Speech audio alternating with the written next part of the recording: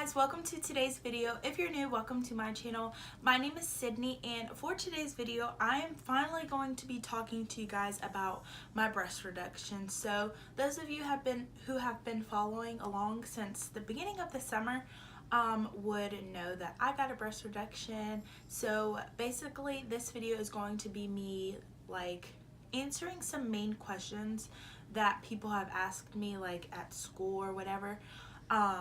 But I know I won't cover everything, so if you have any questions that I didn't answer, you can leave those down below in the comments, and I can make a part 2 if anyone's interested in asking a couple of questions that I didn't cover.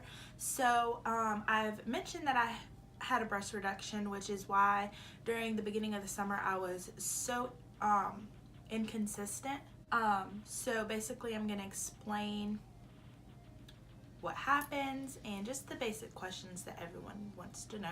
So we're gonna go ahead and jump right into this video. I hope you guys enjoyed. I haven't really looked, but I've never really seen videos like this, so hopefully you get educated. So let's get on with the video. Okay, so I'm basically gonna start off by telling a story, I guess. So I guess I could put story time in this video, but I'll also be answering questions.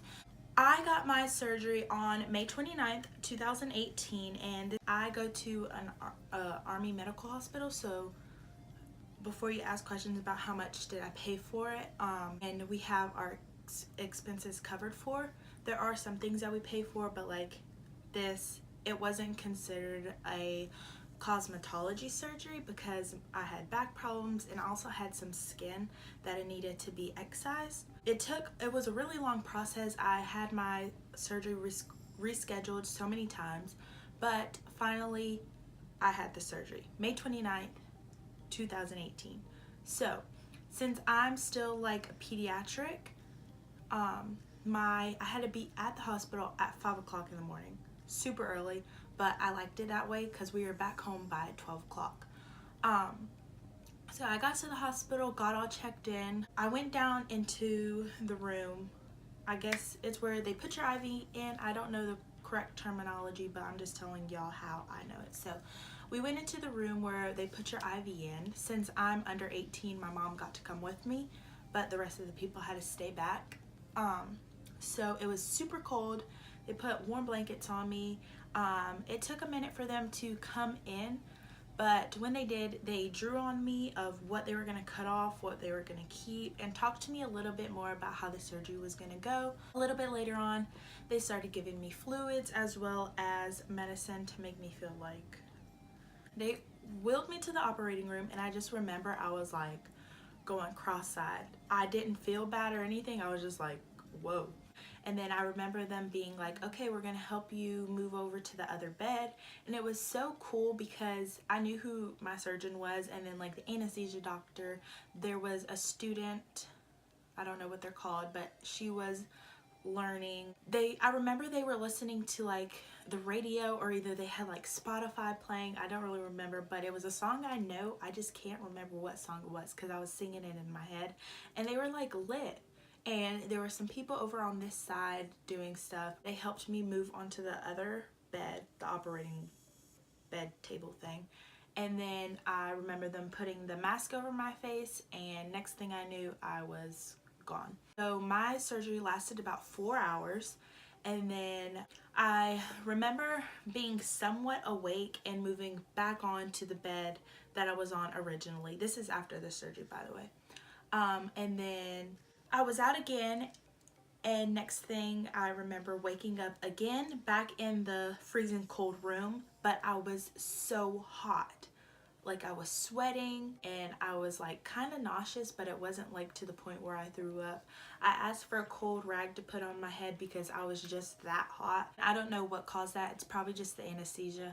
I'm not really sure. So I sat there in that room for a little while. Your family's not allowed to come down there after your surgery, but I had no pain at this point. I just felt kind of nasty and dizzy, nauseous, and hot, especially hot. And then I think I got into a wheelchair, and they rolled me up into the recovery room. Sorry, I don't know the right terminology, like I said. And that is where my family came and got me. So my mom and my boyfriend came with me in the morning, but my nanny and my Aunt Kim came, like, showed up later in the day because they didn't want to sit there the whole time, as well as my sister, but she left before I woke up because she had to go to work. I was kind of just there. So my family was asking me questions, and this is what they told me. My family was asking me questions, and I was just like, what? Like, what? Like, I didn't know. Like, I was confused, I guess. And then we sat there for a little while. We talked. They took out my IV, and then they sent me home. I slept the whole way home. We went to Subway. I literally ate that big of a piece of a sub afterwards. And this is around 12 o'clock or so. My boyfriend was still here. I took a fat nap. I remember him like hugging, like leaning over me to say he was going home. I'm not sure what time it was. And I can't really remember anything after that, but it's kind of irrelevant. So how they have you wrapped is they just take an ace bandage. Well, they have like these little pieces of gauze that you put on you whenever you get burned so that it won't stick to you. So they put that like underneath, and then they took an ace bandage and just wrapped it around me. And I had to keep it on for 2 days after my surgery, and then after those 2 days I could take a shower, but I had to take the rag and kind of like squeeze it over me like this. I couldn't really stand under the water, and just after those 2 days I literally was closed up. The skin was super thin and it was really fragile, but it was closed up for the most part. So I took showers like that for about a week or so, or 2 weeks, and then after that I started actually taking the rag and like rubbing it, well, scrubbing it. And I did have scabs. And okay, so the incision lines are literally like, I don't even know, a centimeter maybe thick, which is really good. And I was kind of scared about keloiding because that runs in my family, but I didn't keloid at all. I don't know what else to say.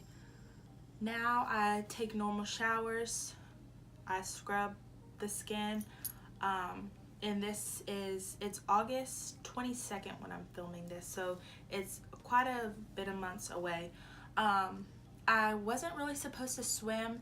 The first time I swam was in the ocean the week of the 4th of July, so May, June. So a little over a month after is when I first swam in the ocean. Like, I didn't swim in a pool or anything, but I did get in the ocean. Let's see what else. Pain. I had no pain at all.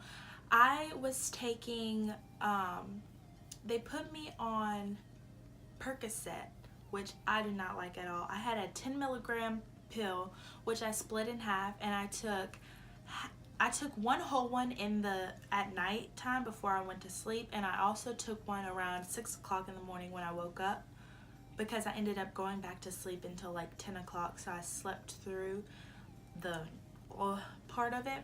And I took half a pill at like 12 o'clock and then half at probably 4 o'clock. I don't really know. I was only on that Percocet for not even a week. I did not like it at all. It made me nauseous and hot. I was mostly taking ibuprofen, and the only reason I took the Percocet was because I didn't want to feel pain. And when I came off that Percocet, I didn't even feel pain at all either, if that makes sense. So it never hurt. I just didn't want it to hurt. So whenever we were in the car, like afterwards, I held myself like this because I didn't want it to bounce and I didn't want it to hurt.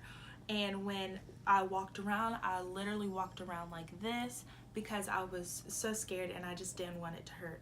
It didn't hurt, but I was scared it would. But the doctor did say protect them, like hold on to them or whatever, which is natural, I guess. And then bandages. So like I said, I was wrapped in the ace bandage for 2 days before I could take a shower. And then after that, I had to wear the bandage full 24 hours for 3 weeks. After that 3 weeks, I had to wear the bandage during the daytime, and then at nighttime I could take it off and let them be free. A little bit afterwards, I kind of still wanted to keep that ace bandage on because I liked the pressure and support it gave me.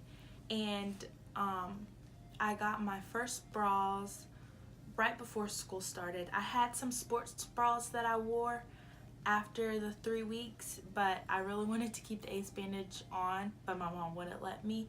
Well, I'll insert a picture somewhere and show you guys how my incisions were. I can't actually show you my boobs because that's really weird, but I will show you guys my scar on the sides in a second. I think that's all that I have to say about my breast reduction. So, yeah, I'll show you guys my scars.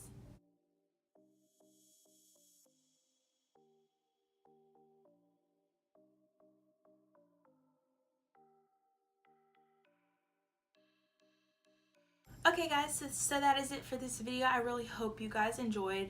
I hope I answered most of the main questions that people have. If you have any more that I did not answer in this video, make sure you let me know down below in the comments and I'll give you guys a part 2 to this video, just answering some of y'all's questions. I enjoyed telling you guys a little bit about how a breast reduction is. One thing I did not mention though that people will probably want to know is my size before and my size after. So I wore a size H bra before I got my breast reduction. Mind you, I am only 17 years old. So now I am like a big C or a small G. So I have a strapless bra that is a C, and I have a normal bra which is a D. Like sports bras from Victoria's Secret, I wear a large, and then bras that come in small, medium, large, extra large, I wear a extra large. But yeah, I hope I answered all your questions. Thank you guys so much for watching. Be sure that you subscribe, give this video a thumbs up, let me know questions down below, turn on the bell notifications, and I'll see you guys in my next video.